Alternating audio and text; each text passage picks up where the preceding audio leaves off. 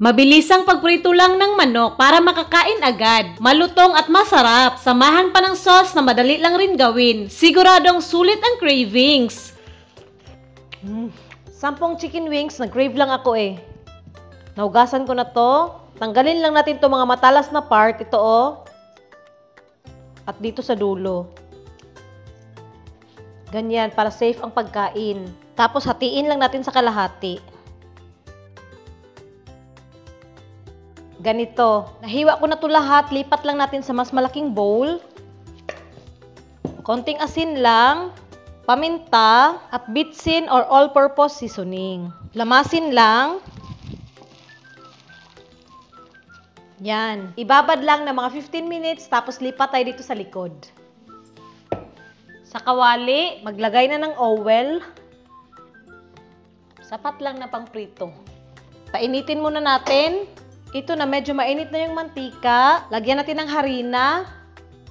Yan. Mga 1 cup, tapos haluin. Pag ganito o, nahalong-halo na, dito na natin ilagay ang chicken wings. Yan. Tapos halu-haluin paminsan-minsan. Ganyan lang, tapos hayaan muna. Update after 10 minutes o. Yan, nag-lightly coated na. Basta okay-okayin lang natin paminsan-minsan hanggang maging golden brown. Update ulit o. Tingnan nyo. Nagsisimula nang mag-brown. Konti na lang to. Ito o, natuluyan na golden brown. Hanguin na natin to. Lapit. Ayan o, light coated lang pero malutong. Crispy check.